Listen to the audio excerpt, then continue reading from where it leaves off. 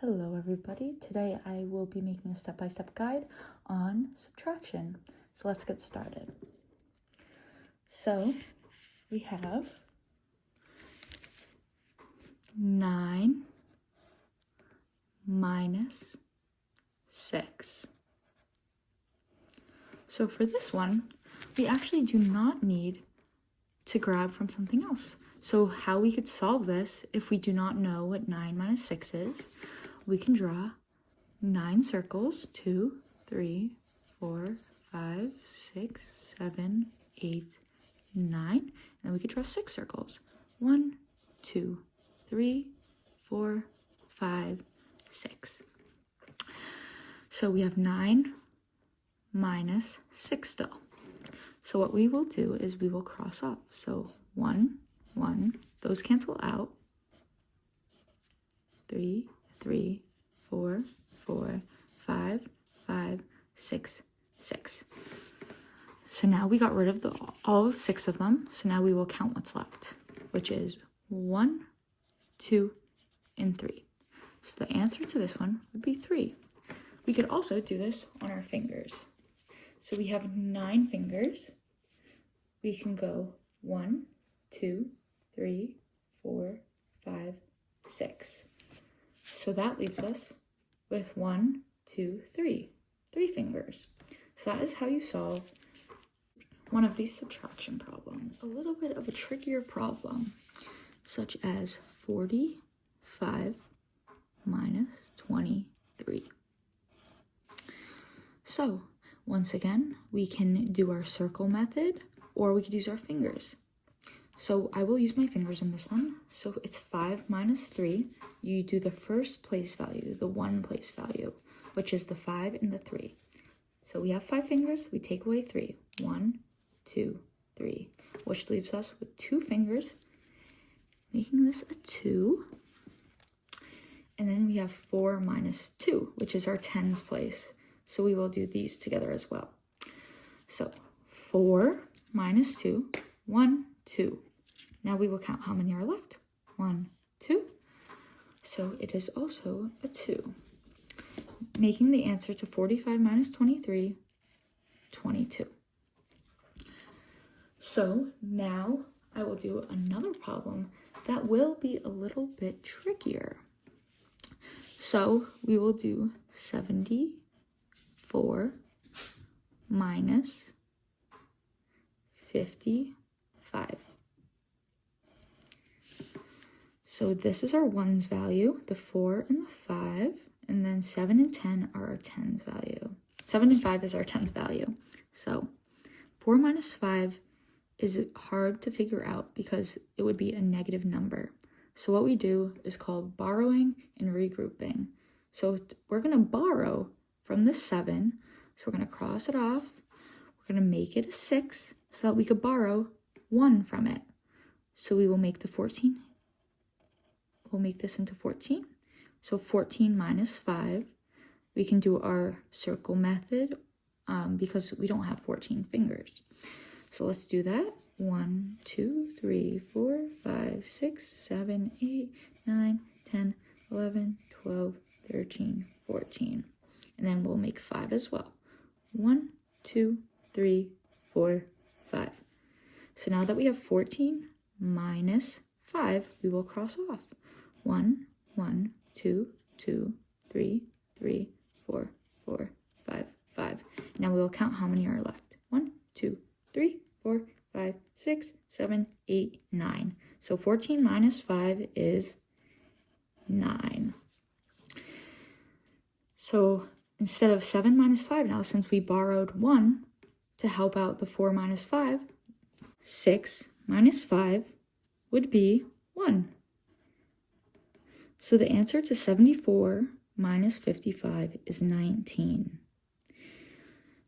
So I just wanted to go over. So we borrowed, so we cross off the 7, and we need 1 in order to make 4 minus 5 possible. So instead of 4 minus 5, we are making this 14 minus 5, and we are making this 6 minus 5.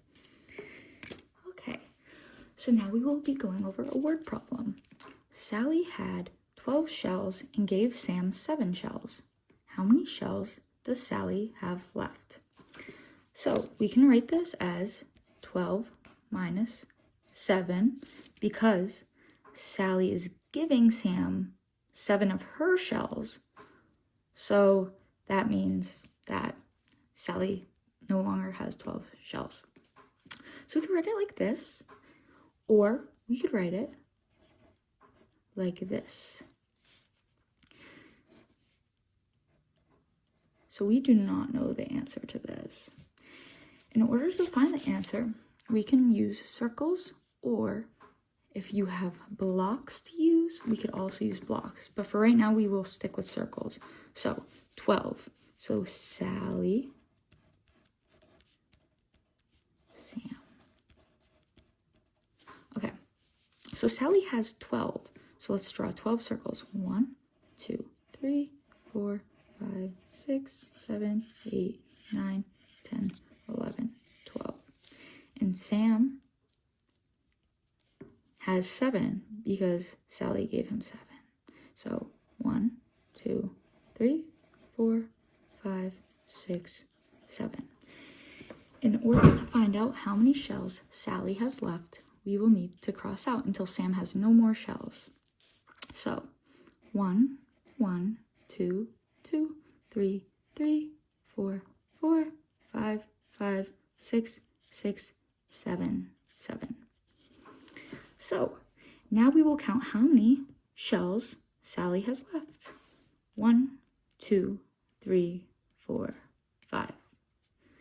So that means that 12 minus 7 equals 5. So Sally has 5 shells left, and Sam has 7 shells. And to check our work, we can even add them together. So 7 plus 5 equals what? In order to find this, we could also do the circle method. So we could do 1, 2, 3, 4, 5, 6, 7, which will be Sam. Sam has 7. And we'll do Sally as well. And Sally has 5. So 1, 2, 3, 4, 5. Now, instead of crossing off, we will count all of the shells to see if we get 12. 1, 2, 3, 4, 5, 6, 7, 8, 9, 10, 11, 12. So that means that we were right because the total number is 12. I will be doing one more example on borrowing. So we have 22 minus 17. So the 2 and the 1 would be 20 and 10, making this the tens place. The 2 and 7 would make this the ones place.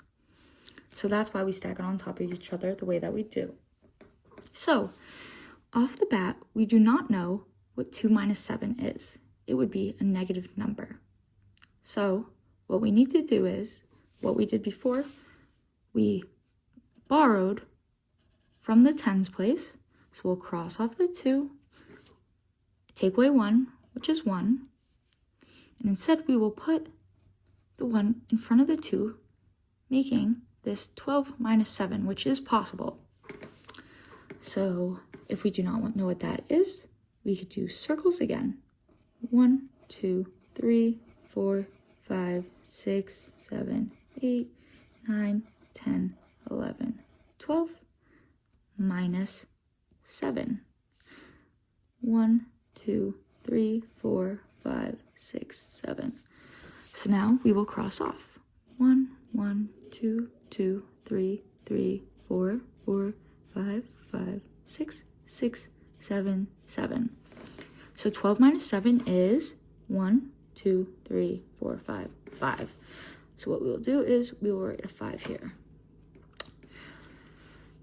And 1 minus 1 is 0. So the answer to 22 minus 17 is equal to 5. We can make bigger numbers. So we could do 342 minus 53. So this one gets tricky. However, we line these up the way that we do because the 2 and the 3 are both in the ones place, the 4 and the 5 are in the tens place, and the 3 is in the hundreds place, making this 300, 40, 50, 2, and 3. So we do not know what 2 minus 3 is. So what we have to do is we have to borrow from this 4. We do not borrow from this place value unless we need it for the tens value. So we will cross off the 4, making it a 3. We will add the 1 in front of the 2, making this 12 minus 3. 12 minus 3 is 9, so we will put a 9 right here. And then we move on to the next place value. 3 minus 5, we do not know. So we need to borrow again, but this time from the 3. So we will cross off the 3, make it a 2, and add the 1 in front of the 3. So 13 minus 5 is 8. And yet again, we could do this. We could figure 13 minus 5 by drawing circles or any picture that will help. 13 minus 5 is 8, so we will put an 8 right there.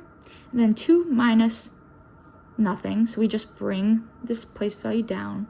So 2 we would put here, making 342 minus 53 equal to 289.